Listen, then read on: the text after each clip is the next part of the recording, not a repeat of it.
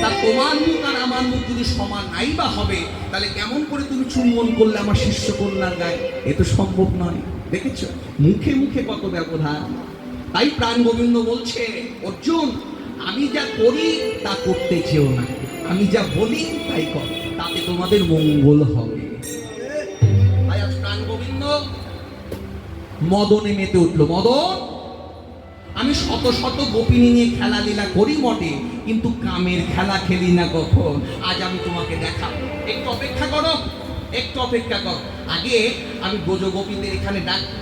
তা গোবিন্দ অন্তরে চিন্তা করছে, সকলের মনোবাসনা পূর্ণ করতে হলে পরে ওই সকল ব্রজগোপীদের রাতের বেলা আনতে হবে নিধুবনের মাঝে। কেমন করে আনবো? গোবিন্দ চিন্তা করছে। চিন্তা করতে করতে এটাই সিদ্ধান্ত করলেন, ওই সকল ব্রজগোপীদের মন মনি হরণ করতে হবে। তাদের সবার মন মনি হরণ হয়ে গেলে মণিহারা ফণির ন্যায় ছুটে আসবে এই নিধুবনের মাঝে। কিন্তু মন মনি হরণ করবো কেমন করে? হ্যাঁ, বৈষ্ণব কবি এক পাশে দাঁড়িয়ে বলছে, গোবিন্দ তোমার আমার চিন্তা, তুমি হচ্ছে বৃন্দাবনের প্রসিদ্ধ চোর, আর চোরের যদি সাঙ্গপাঙ্গ থাকে চুরি করতে সুবিধা হয়। হ্যাঁ গো, তা আমার গোবিন্দের কি সাঙ্গপাঙ্গ আছে না? আছে তো। সঙ্গ নিজের অঙ্গ প্রত্যঙ্গ, আর উপাঙ্গ স্বরূপ আছে একটি মুরলী। তা প্রথম গোবিন্দ অন্তরে চিন্তা করছে, কাকে পাঠাই কাকে পাঠাই কাকে পাঠাই। হঠাৎ নয়নকে ডেকে বলছে, নয়ন ও নয়ন, তুমি কি পারো ব্রজগোপীর মন করিতে হরণ? নয়ন মূর্তিমন্ত হয়ে বলছে, ঠাকুর আমি পারবো না। কেন? তারা যে বহু দূরে, কোথায় যাব কোথায় বর্ষা, যদি কাছাকাছি থাকতো আর নয়নের চেয়ে পাকা নয়নের চেয়ে তাদের সবার মন মনি হরণ করে নিয়ে আসতে পারবো। আমি যে পারবো না, কি সর্বনাশ। তাহলে কাকে পাঠায়? হঠাৎ প্রাণ গোবিন্দ নিজের চরণকে ডেকে বলছে, চরণ তুমি কি পারো ব্রজগোপীর মন করিতে হরণ? চরণ মূর্তিমন্ত হয়ে বলছে, ঠাকুর যদি তারা কাছাকাছি থাকতো, দু চার পা হেঁটে তাদের মন মনি হরণ করে নিয়ে আসতে পারতাম। তা যে বহু দূরে, কেমন করে পারবো? কি সর্বনাশ। তাহলে কে পারবে, কাকে পাঠাবো? হঠাৎ প্রাণ গোবিন্দের মনে পড়ে গেল মুরলীর কথা। সঙ্গে সঙ্গে মুরলীকে ডেকে বলছে, অমুরলী, মুরলী তুমি কি পারো ব্রজগোপীদের মন করিতে হরণ? মুরলী মূর্তিমন্ত হয়ে বলছে, ঠাকুর আমি পারি, আবার আবার কি না, আমার একার শক্তিতে কুলোবে, তোমার আবার কার শক্তি প্রয়োজন না? তুমি যদি আমাকে অধরে ধারণ করো তাহলে আমার কোনো আপত্তি নাই। অগ্নি মুরলী গান পঞ্চমদান, হরি হরি হরি মুরলী মুরলী গান পঞ্চমদান, মুরলী গান পঞ্চমদান, অমিনী বাঁশি বেজে উঠিল মুরলী গান, অমিনী বাঁশি বেজে উঠিল মুরলী গান পঞ্চমদান, বলি অমিনী বাঁশি বেজে উঠিল সকল ব্রজগোপী নাম ধরি হরি হরি ব্রজগোপী নাম ধরি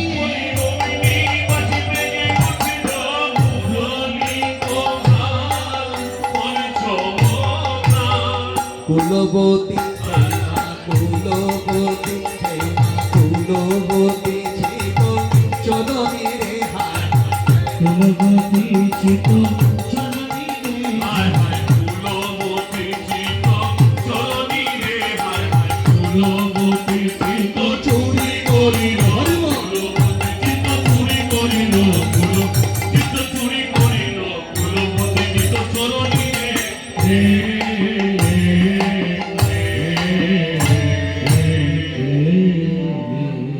চিতজোড়া বাঁশি বেজে উঠল, কোন তানে? পঞ্চম তানে, কলতানে। এখন ওই মুরলীর ধ্বনি ওই সকল ব্রজগোপীদের মনমনি হরণ করতে গিয়ে দেখছে ওই সকল ব্রজ রমণীগণ যে যার নিজের কাজে ব্যস্ত, যে যার নিজের কাজে ব্যস্ত। অন্তরে চিন্তা করছে, আমি ব্রজগোপীদের মনমনি হরণ করতে এসেছি, কিন্তু ব্রজগোপীদের অন্তঃপুরে প্রবেশ করব কেমন করে? কেন জানো? আমাদের দেহ ঘরে 9টি দরজা। কেমন? নয়নপথ দুটো, নাসারণ্য দুটো চারটে, কর্ণরণ্য দুটো ছটা, মুখ একটি সাতটা, লিঙ্গ একটি আটটা, গুচ্ছ একটি নটা। তা প্রথমে মুরলীধ্বনি নয়নপথ দিয়ে যেতে চাইলে, কিন্তু গিয়ে দেখছে নয়নের কাজল খুব কড়া পাহারা, যাওয়া যাবে না, যাওয়া যাবে না। নাসারণ্য দিয়ে যেতে চাইলেন, নাসিকার নলক টলমল করে দুলছে, যাওয়া যাবে না। তা ঘুরতে ঘুরতে ঘুরতে ঘুরতে যখন কর্ণদ্বারে যায়, গিয়ে দেখতে পায় কর্ণদ্বারের দাড়ি কুণ্ডল অঘরে ঘুমা। দ্বারের দাড়ি যদি ঘুমিয়ে পড়ে চুরি করতে খুব সুবিধা হয়। তা মুরলীধ্বনি অন্তরে চিন্তা করছে, এই তো সুবর্ণ সুযোগ। হ্যাঁ, কর্ণদ্বারের দাড়ি কুণ্ডল ঘুমিয়ে পড়েছে, এখন আমাকে পায় কে? কর্ণদ্বার দিয়ে প্রবেশ করে ওই সকল ব্রজগোপীদের মণিকোটায় শীত কেটে মনমনি হরণ করে যখন নিয়ে যাচ্ছে, হঠাৎ হঠাৎ কর্ণদ্বারের দাড়ি কুণ্ডল জাগরিত লোকে, খবরদার খবরদার, কথা বলবে না। কেন? তুমি আমার ঘরে চুরি করে পালিয়ে যাচ্ছ আর আমি কথা বলবো না? না কুণ্ডল, শুধু তুমি জানলে, শুধু তুমি দেখলে আমি সবার মন মনে হরণ করে নিয়ে যাচ্ছি। আমি চলে যাবার পর এই সকল ব্রজগোপিনীগণ যখন মণিহারা ফণির ন্যায় ছোটাছুটি করতে আরম্ভ করবে, যেতে চাইলে আমার গোবিন্দের কাছে, রাতের অন্ধকারে পথ খুঁজে পাবে না, তখন তুমি কি করবে জানো? ওই সকল ব্রজগোপীদের কর্ণে দুলবে আর পদে দেখায় নিয়ে যাবে, পদে দেখায়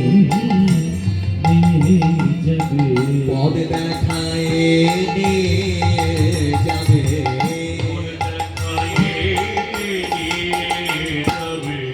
এই পথে মন নিয়ে গিয়েছে, পথ দেখায় নিয়ে যাবে। আমি এই কথা তোমায় বলে দিলাম, এই পথে মন নিয়ে গিয়েছে, এই কথা বলে দিলাম, এই পথে মন নিয়ে গিয়েছে, এই কথা বলে দিলাম।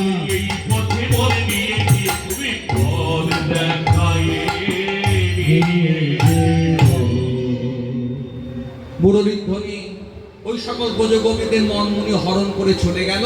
চলে যাওয়ার পর ওই সকল ব্রজরমণীগণ মণিহারা ফণির ন্যায় ছোটাছুটি করতে আরম্ভ করল। এতক্ষণ তারা শান্তই ছিল, যে যার নিজের কাজে ব্যস্ত ছিল। ওই রাতের বেলা কোনো কোনো ব্রজগোপিনী উনুন জ্বালিয়ে দুগ্ধ ভাণ্ড বসিয়ে দুগ্ধ জাল দিচ্ছে। আবার কোনো কোনো ব্রজরমণী নিজের সন্তানকে কোলে করে স্তন দুগ্ধ পান করাচ্ছে। আবার কোনো কোনো ব্রজরমণী তার স্বামীর কণ্ঠ জড়িয়ে ধরে শয্যায় শুয়েছিল।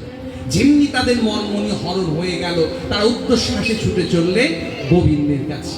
তাই তো বৈষ্ণবকবি পদ লিখলেন, বলি কেহ পায়াছিলা দুগ্ধ যাবর্তনে, কেহ পায়াছিলা দুগ্ধ যাবর্তনে, কেহ পায়াছিলা দুগ্ধ যাবর্তনে, কেহ পায়াছিলা দুগ্ধ যাবর্তনে, চুলাতে রাখি বেশালি, আরে কি বাকে হো পায়াছিলা দুগ্ধ যাবর্তনে, চুলাতে রাখি বেশালি, তাতে দিয়া মোর তন হয়ে আগমন, তেদিয়া মোর তন হয়ে আগমন, তেদিয়া মোর তন হয়ে আগমন, তেদিয়া মোর তন হয়ে আগমন, ওই ছড়ে গেলা চলি, আরে কি বা ওই ছড়ে গেলা চলি, আরে কি বা ওই ছড়ে গেলা চলি, আরে কি বা ওই ছড়ে গেলা চলি, ওই ছড়ে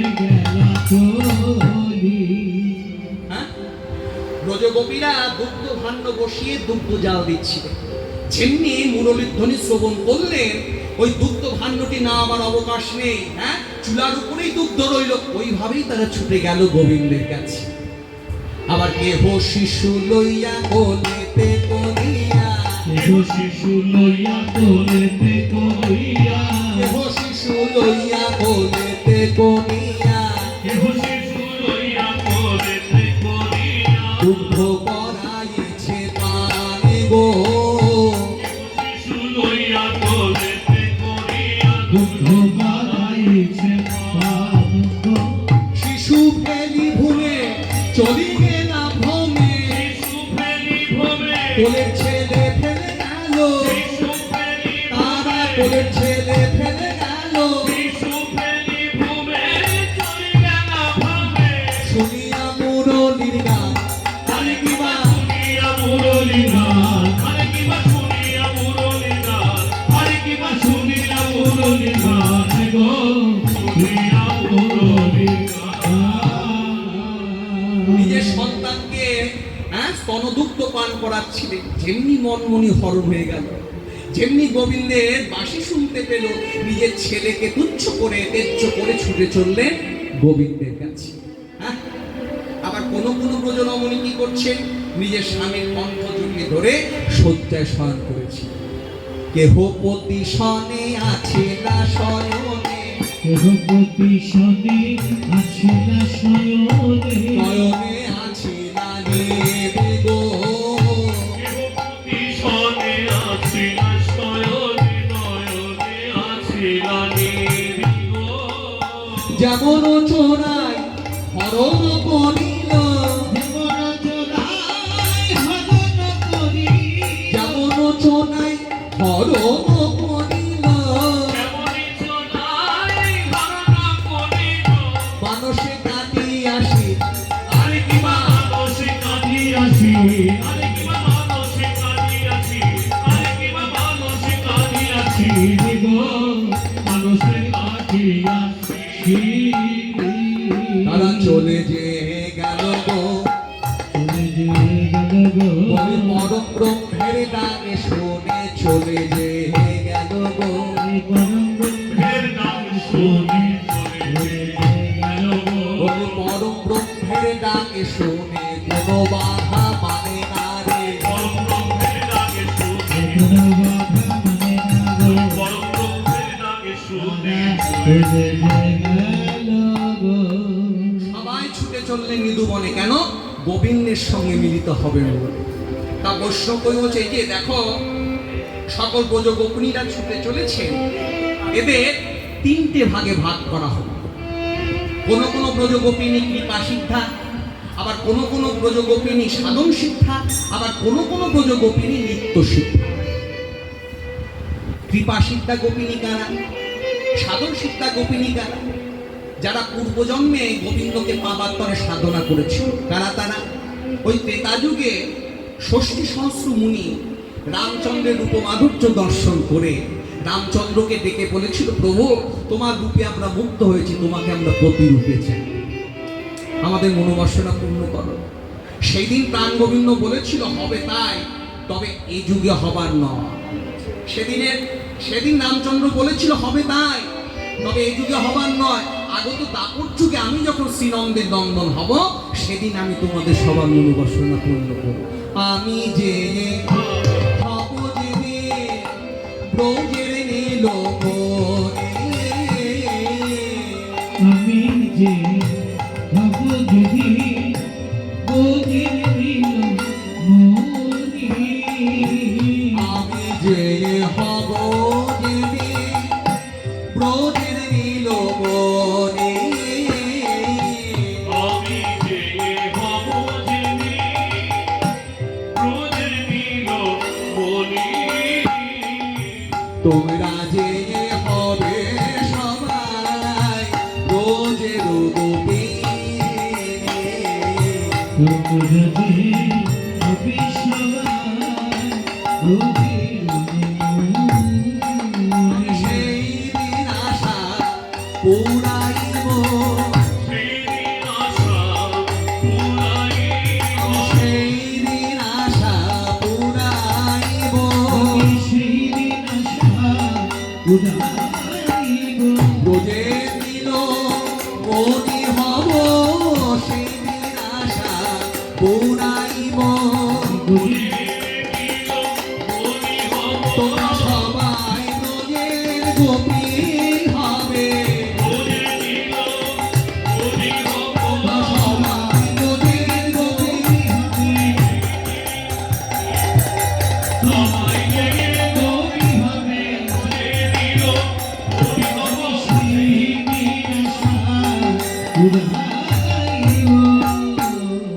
এরা হলেন সাধন সিদ্ধা গোপী।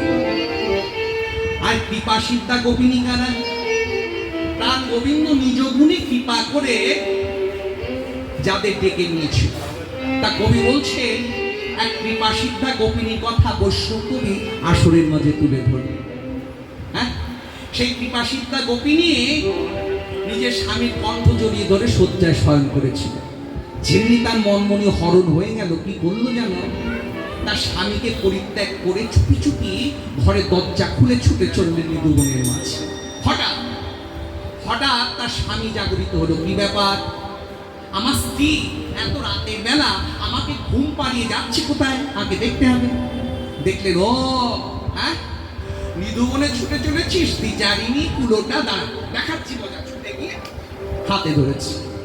যেমনি হাতে ধরেছে সেই ব্রজ গোপিনী চমকে উঠলেন, চিৎকার করে বলছে, কে কে তুমি? আমাকে ছেড়ে দাও। ছেড়ে দেবো? বিচারিণী কুলোটা? ওরে ওরে, তোর লজ্জা হয় না? নিজের স্বামীকে পরিত্যাগ করে পরপতি ভজনা করতে যাচ্ছিস?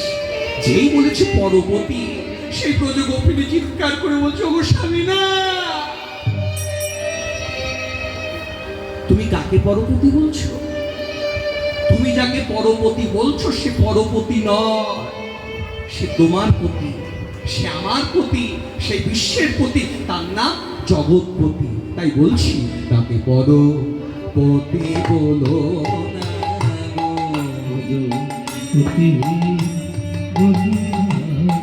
পরপতি বলো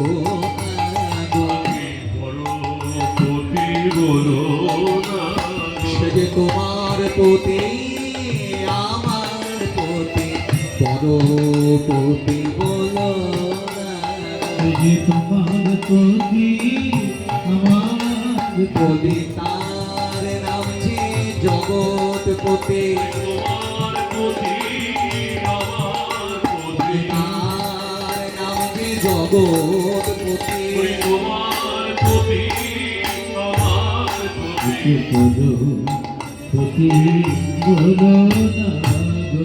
ওরে বিচারিনি, ওরে কুলোটা, আমাকে উপদেশ দিচ্ছিস, দেখাচ্ছি মজা। চল, তোর এই দেহটার প্রতি আমার অধিকার, আমি তোর স্বামী। চল, আমি তোকে নিয়ে ঘরে আটকে রাখবো। যেমন কথা তেমনি কাজ। হাতে পায়ে দড়ি বেঁধে সেই ব্রজ গোপিনীকে ঘরের দরজা বন্ধ করে রাখলেন।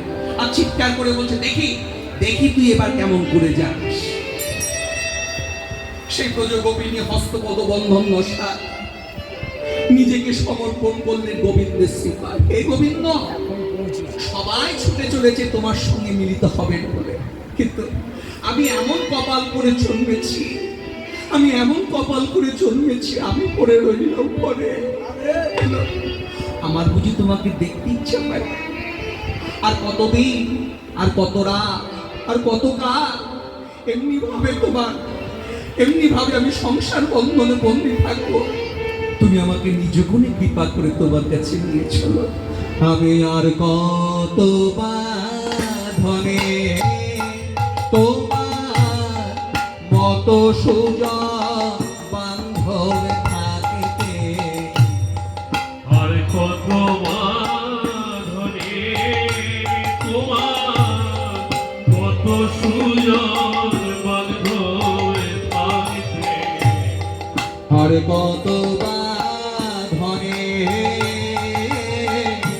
রব মাধবে,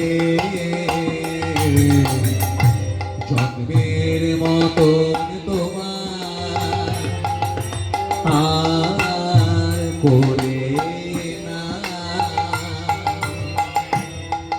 আর কত বাঁধনে তোমার মত সুজন বান্ধব থাক, আমার জন্মের মতো নিয়ে চল তোমার ওই চরণে সব সপে না।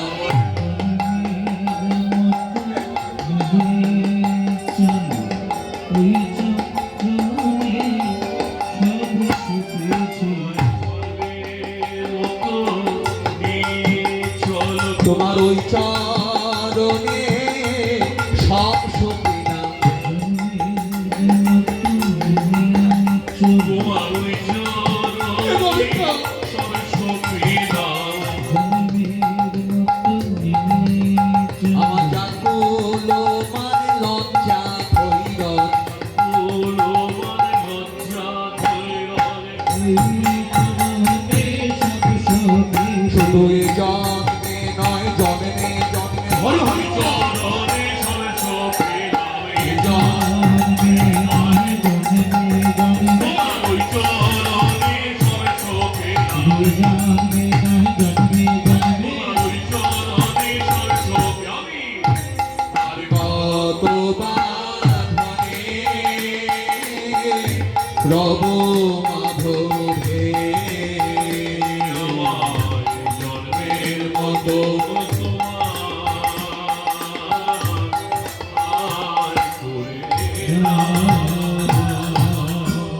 এমনি ভাবে সেই ব্রজগোপিনী নিজেকে সমর্পণ করলেন গোবিন্দের কৃপা। হে গোবিন্দ, হে গোবিন্দ, আমাকে নিজ গুণে কৃপা করে তোমার কাছে নিয়ে চলো। বৈশ্য কই বলছেন, অন্তর্যামী ভগবান অন্তরে জানতে পারলেন, কি করলেন, কি করলেন জানো? সেই ব্রজগোপিনীর আত্মাকে আকর্ষণ করলেন। সেই ব্রজগোপিনীর স্বামী তার দেখে লেগে গেল, তা কি দেখছেন? তার স্ত্রীর জড়দেহটা পড়ে রইল ঘরে, আত্মা চলে গেল গোবিন্দের কাছে। এই যে এতক্ষণ ধরে সকল ব্রজগোপিনীরা প্রাণ গোবিন্দের কাছে যাবার তরে ছুটে চলেছিল, সে তো আগেই কৃষ্ণ দর্শন করে, আমি কৃষ্ণ দর্শন করে আমি কৃষ্ণ দর্শন করে, আগে কৃষ্ণ দর্শন করে জড়দেহ রইল পড়ে, আগে কৃষ্ণ দর্শন করে, জড়দেহ রইল বলি পড়ে গোবিন্দ তাকে কৃপা করে। হরি হরি বল। গোবিন্দ তাকে কৃপা করে জড়দেহ রইল পড়ে আগে কৃষ্ণ দর্শন করে। ইনি হলেন সাধন সিদ্ধা গোপী। আর নিত্য সিদ্ধা গোপিনী কারা? শ্রীমতী রাধারানী, ললিতা, বিশাখা, চিত্রা, চম্পকলতি। হ্যাঁ, ওই ললিতা, বিশাখা, চিত্রা, চম্পকলতিকা সমস্ত সখীগণ প্রাণ গোবিন্দের বংশীধ্বনি শ্রবণ করে উত্তরশ্বাসে ছুটে এলো শ্রীমতী রাধারানীর কাছে। রাধে রাধে, তোর প্রাণ গোবিন্দ বংশীধ্বনি করেছে, যাবি না তার কাছে? রাধারানী বলছে, সখী আমিও শুনেছি, আমিও শুনেছি আমার প্রাণ গোবিন্দ বংশীধ্বনি করেছে, একটুখানি অপেক্ষা, একটুখানি অপেক্ষা কর, আমি একটু সেজে নি, যেমন কথা তেমনি কাজ। শ্রীমতী রাধারানী সাজতে বসলেন, তাই বৈষ্ণব ওই পদ লিখলেন, রাই সাজে বাঁশি বাজে না পড়িল লাই সাজে বাঁশি বাজে না পড়িল রাই সাজে বাঁশি বাজে না পড়িল রাই সাজে মাসি বাজে না পড়িল কি করিতে কি যে করে ধ্বনি সকল হইল ভোর। করিতে কিছু করি ধরে সকল হইল সকল কথা ভুলে গেল, সকল কথা ভুলে গেল সকল কথা ভুলে গেল, ভুলে গেল কোথায় আশা কোথায় নিল, সকল কথা ভুলে গেল। কোথায় সার কোথায় দিব মুরলীদাসরী সুরে কোথায় সার কোথায় দিব বলি মুরলী শুনি শুনি কোথায় সার কোথায় দিল সকল কথা ভুলে গেল শ্রীমতী রাধারানী সাজতে বসে প্রাণ গোবিন্দের বংশীধ্বনি শ্রবণ করে সব ভুলে গেলেন। হ্যাঁ, সব ভুলে গেলে নিয়েছেন আয়না, আয়না দিয়ে মানুষ কি করে, মুখ দেখে, কিন্তু রাধারানী ভুল করে কি করছে জানো? ওই আয়না দিয়ে চুল আঁচড়াচ্ছে, ওই আয়না দিয়ে চুল আঁচড়াচ্ছে। তাই বৈষ্ণব ওই পদ লিখলেন, মুকুনি আচরিরাই বান্ধে কেশব ঘাট, মুকুনি আচরিরাই বান্ধে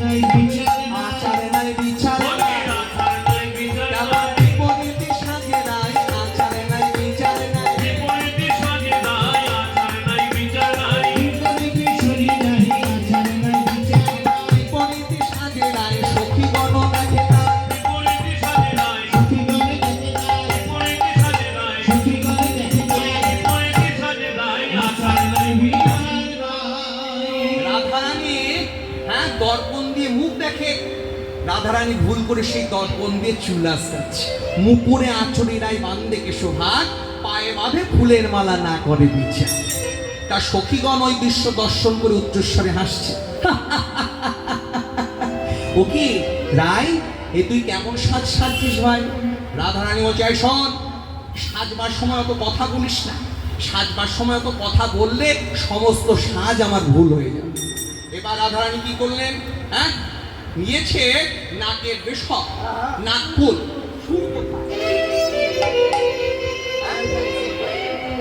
নাকফুল নিয়েছে নাকে দেবে বলে, কিন্তু রাধারানী ভুল করে কি করলো? শোভনে করয় রায় বেশক শোভনে করয় রায় বেশক নাসিকার উপরে করে বেণীর রচনা,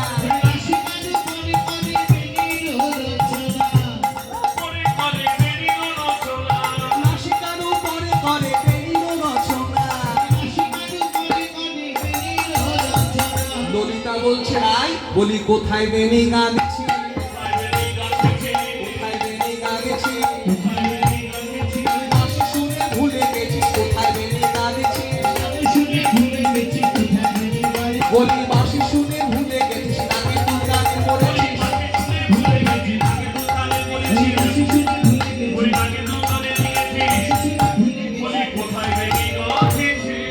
এবার রাধারানী কি করলেন? নিয়েছে চোখের কাজল, হ্যাঁ, চোখের কাজল চোখে দেয় বলে, কিন্তু রাধারানী কি করলো জানো? চরণে কাজল দিল নয়নে আলোকা, চরণে কাজল দিল নয়নে আলোকা, হিয়ার উপরে পরে বঙ্গরাজ মাতা। আগো, তা কেউ যদি চোখের কাজল পায়ে দেয় আর পায়ের আলতা যদি চোখে দেয়, তাকে দেখতে কেমন লাগবে? রাক্ষসীর মতো, হ্যাঁ, রাক্ষসীর মতো না? তা রাধারানী সখীগণ বলছে, রাধে তুই কি রাক্ষসী হয়েছি, রাক্ষসী হয়েছি, মনে আলতা দিয়েছিস, রাক্ষসী হয়েছি, চরণে কাজল করেছিস, চরণে কাজল করেছিস।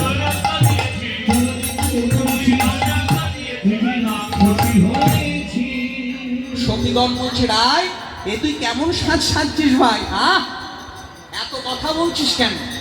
এত কথা বললে সাজবার সময় সব সাজ ভুল হয়ে যাবে। কে গো তুমি অমন করে কথা বলছো? বংশী বদনে বলে যাই বলি হারি, বংশী বদনে বলে যাই বলি হারি, বলি কৃষ্ণ অনুরাগের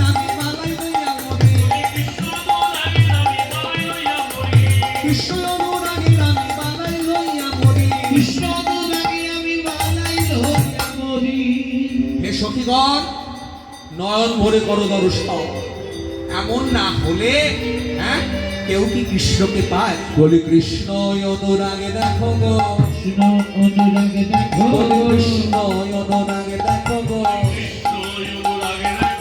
নইলে কি গোবিন্দ মিলে, কৃষ্ণ অনুরাগে দেখো গো, আমার বংশী বদনে বলে হরি বল, বংশী বদনে বলে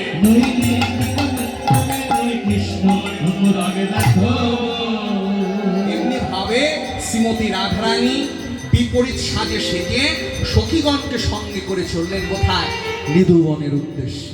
হ্যাঁ, কোন কোন ব্রজগোপিনীর এক চোখে কাজল আরেক চোখে কাজল নেই, এক পায়ে আলতা আরেক পায়ে আলতা নেই, এক কর্ণে কুণ্ডল আরেক কর্ণে কুণ্ডল নেই, এইভাবে সবাই বিপরীত সাজে সেজে উদ্ধশ্বাসে ছুটে চললেন মৃদুবনের মাঝে। তাই তো বৈষ্ণব ওই পদ লিখলেন, তা কহিবে নিশাখে নেমে,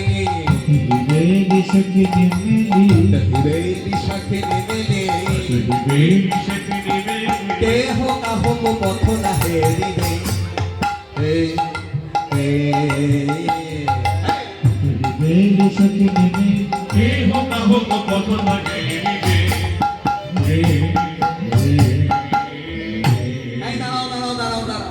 এই যে পদে বলা হলো, তাতে হিবেই সাক্ষী মেলি কেহ কাহক পথ না হেরি, এই যে সবাই ছুটে চলেছে, পূর্ণিমা রাত, আলোকিত রাত, কিন্তু কেউ কাউকে দর্শন করছে না। কেন?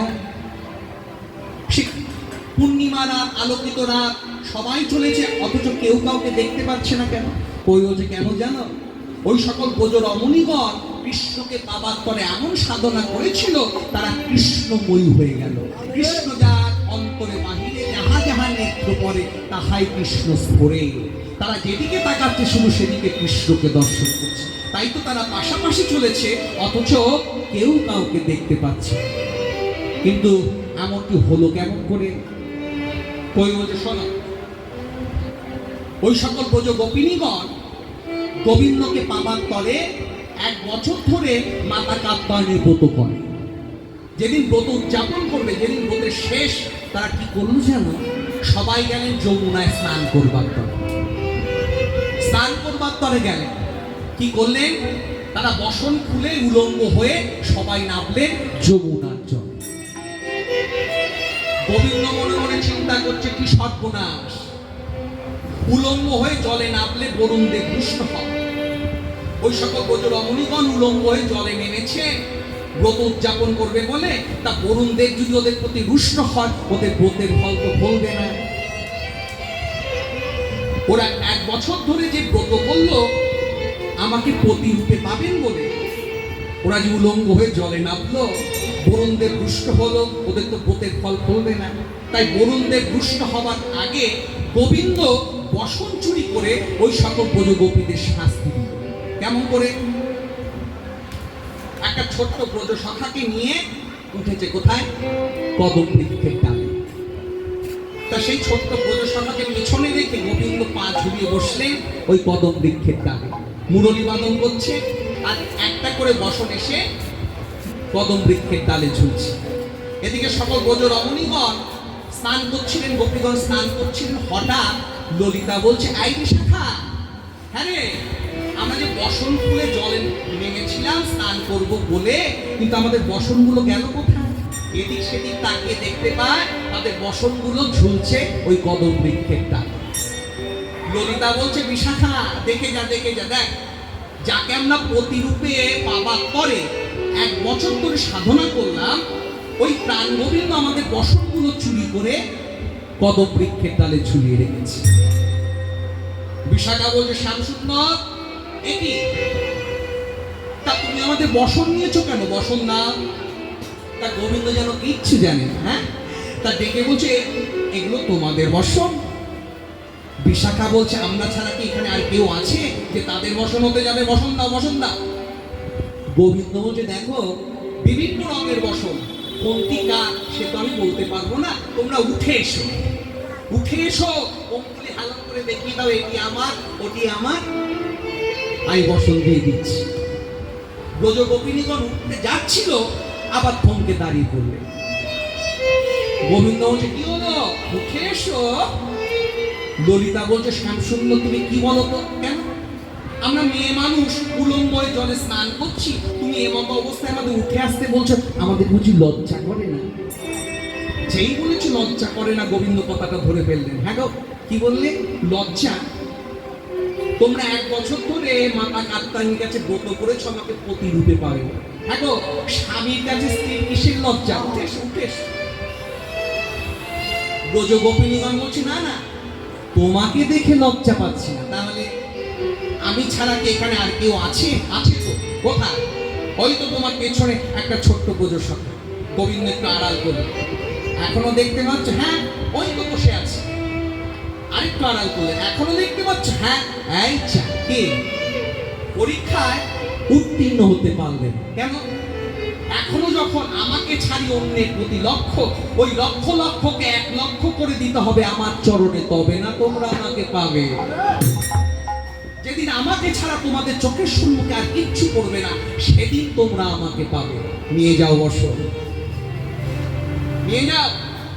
সেদিন থেকে ওই ব্রজ গোপিনীগণ এমন সাধনা করেছিল, তারা কৃষ্ণময়ী হয়ে গেল। কৃষ্ণ যার অন্তরে বাহিরে যাহা যাহা নেত্র পড়ে তাহাই কৃষ্ণ স্ফোরে। তারা পাশাপাশি যাচ্ছে আলোকিত রাত, পূর্ণিমার রাত, অথচ কেউ কাউকে দর্শন করছে না। তাই তো পদ লিখলেন, তত হিরের দিশাকে নেমে নে, মেলি সখিনী মেলি কেহ কাহক পথ না হেরি দে হে হে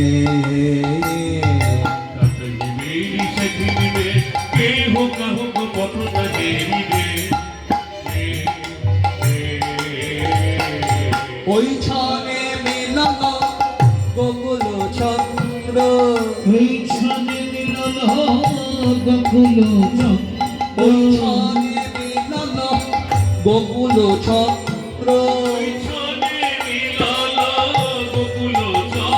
বলিল মিলি তারা এসে দাঁড়ালো ওই ছনে মিলন হরিও মেলি তারা ভেসে দাঁড়ালো গান গোবিন্দ তোমার হলার বলে হবে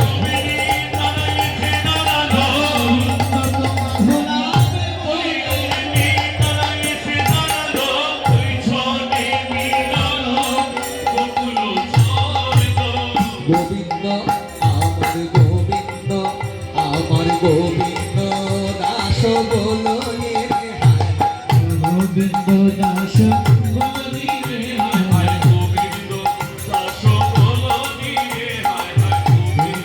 তারা এসে দাঁড়ালো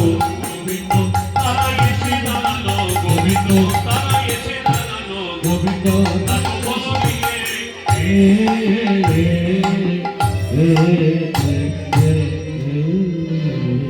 এতক্ষণে অভিশ্বাস শেষ। হ্যাঁ, ওই সকল ব্রজ রমণীগণ বিপরীত সাজে সেজে নিধুবনে এসে উপনীত হলেন। তাই তো বৈশ্যক ওই পদ লিখলে বলি বিপিনে মিলল গোপনারি